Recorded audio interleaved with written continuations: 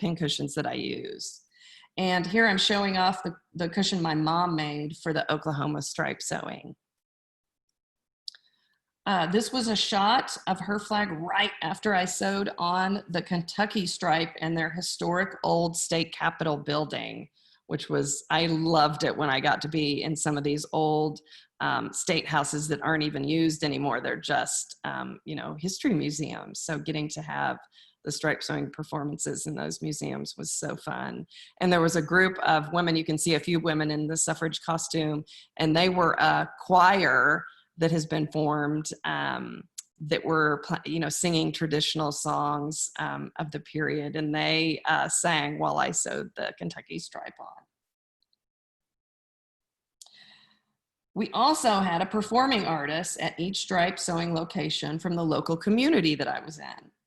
Here was the performance in which we had in an art center parking lot for the Iowa sewing, and it's poet Aqua Najee here, who was killing it while I was sewing on the Ohio stripe. And we were supposed to be in this amazing, it was this kind of complex, arts complex, and they had double booked the building that we were supposed to be in. And so we had to wing it. And they had this great parking lot. It was a gorgeous day. There were other artists doing things in the parking lot. So we just said, let's do it here. So it ended up being kind of a special performance that I really enjoyed because we just made it work. The other image next to it is of our youngest performers that we had, and they were from the Rock Camp of Salt Lake City in Utah. And you can see two of them there, and then one of them is on the keyboard. You can't see her, and then their teacher is right there with them as well. But they kicked their set off with Zombie by the Cranberries, and I can't even begin to tell you how cute that was. Yeah, they were phenomenal. The stripe styles are so varied. There are a few, this is the New Jersey stripe. And the artist Donna Basin invited the public to come into her studio before COVID, of course, and have their picture taken using a set of patriotic and props in any way that they wanted to. So there are over 100 individual photographs on this stripe. It's spectacular. And then at the end of the stripe, she has, as you can see a little further down, their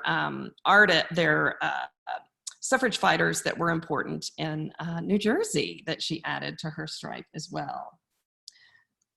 When COVID hit, like I mentioned, I began sewing the stripes on from home. During the live performances, we would have a performing artist, as I mentioned. But of course, when I was at home, it was just me and usually my husband or one of my sons. And so I would just do, you know, dazzle people with my nerdy suffrage knowledge while I was sewing. And I got really good at talking and sewing at the same time.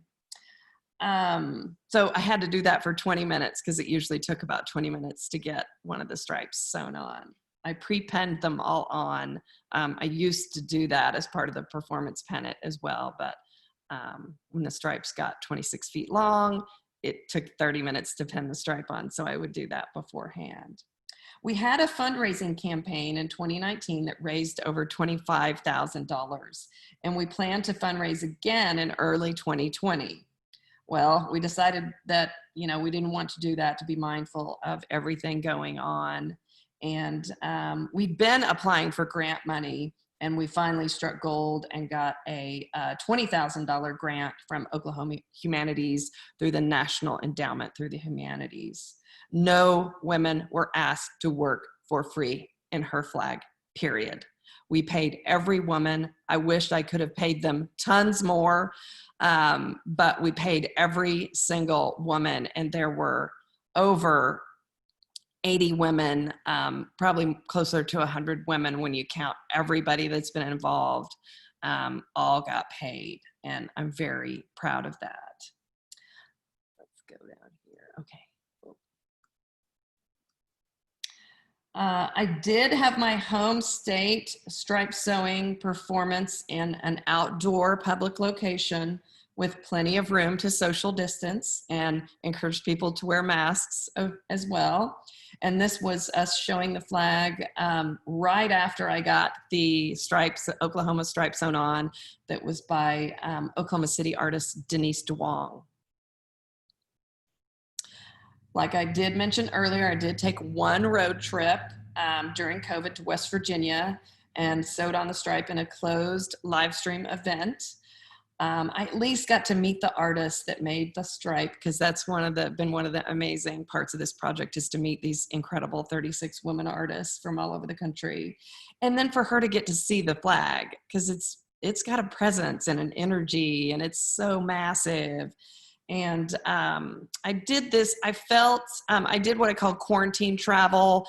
I had a cooler with all my food. I did not stop in any place, any restaurant, anywhere. I got gas and I went to the hotel, and that was it. I didn't go anywhere else. And we had the stripe sewing on at a private conference room at the hotel I was at. So it was just the three of us in the room, her husband, Savannah, and me. And as you can see, it's the live streaming from my phone is right there. So you can see that we were doing that as well. So one of the cool things Her Flag's involved with right now, there's a virtual show at in conjunction with Brandeis University at the Kisnick Gallery, and it's a virtual show. And actually just a few days ago, they decided to cancel the physical show, just, because things are not going well. And, but the entire show is on their website. And there's also a 10-minute Her Flag teaser video that you can see nowhere else but there. So I encourage you to go check it out, because it's really cool. And there's a lot of footage from all over involved in that teaser. But Amplifier, Natalie Baxter, and myself are the three that are involved in this show. Amplifier being a phenomenal organization that was formed right after the election. I believe it was right after Trump was in office. And they are a collective nonprofit that create these gorgeous posters that you can download for free, high res. You can print them, you can use them at a walk or whatever you're doing. And they're really beautiful, compelling, inclusive posters. And then Natalie Baxter, she's a fiber artist and she does phenomenal work. She does a lot of soft sculpture guns and just some really interesting work. So I'm just over the moon to be included with these two groups. And then there's a cotton version of Her Flag, an 8-foot little baby version, tiny thing compared to the big monster, the original monster. So it was supposed to go to Brandeis, but they're just images of it on that show. But it is something that I hope travels when things get a little bit better, and gets to go educate people about this anniversary. This is a special preview. You're the first people to see this, of the artwork that Higgins Bond created for her stripe representing the state of Tennessee. And I will sew that stripe on August 18th, really soon. The last stripe goes on. And I'm actually traveling to Tennessee, and I'm gonna, in a closed live stream event, sew on the stripe in their historic War Memorial Auditorium. It's an incredible, great place. I'm just so excited to get to be there. And it's going to be the first event they've had since COVID, since they shut down. Now, grant you, it's closed to the public, but they're so excited just even to get to do this. And you can almost throw a rock from the location to their state capitol from where I'm doing this, and where that final vote took place, of course. And then right across the street is the historic Hermitage Hotel, which you're a suffrage nerd like me, you know that that's the hotel where the suffrage fighters and the anti-suffrage organizations stayed while the fight was happening in the Capitol so close by. I do have an Etsy page, and these are some pens, and then I've got signed prints as well as mini replica flags and t-shirts and all kinds of stuff. And if you go to herflag.com, there's a link to our Etsy page to buy all the fun stuff that helped fund this project. And then Her Flag will be premiered, which I almost cried talking about it, at the Clinton Presidential Center in Little Rock, Arkansas on Women's Equality Day. Also, the centennial anniversary of the day the 19th Amendment was officially enrolled into the United States Constitution, August 26th, so very soon. It will be unfurled on the side of the Presidential Center and be on display for 3 weeks there in Little Rock. It is so large, I originally designed it to be on the outside of buildings, so it's doing exactly what I intended it to. And my dream is to have it on display in Washington, D.C. when we're voting on for our next president. And I'm talking to the National Suffrage Committee right now, and they're assuring me that they're going to be able to find a cool place for it to be. We're currently working on a documentary film, like I said, and it will premiere in late September. It'll be about a 25-minute film. I'm going to screen it in my hometown in an outdoor location in Oklahoma City, and then it will be on social media.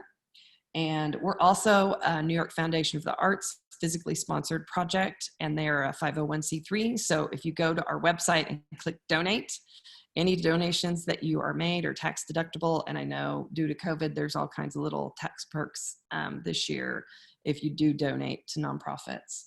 So yeah, please go to herflag.com. There's all kinds of nerdy, cool information there. And our social media, we work really hard to provide history and just interesting things. So we post every single day. It's HerFlag 2020 on Instagram and Facebook. So thank you so much for letting me be here and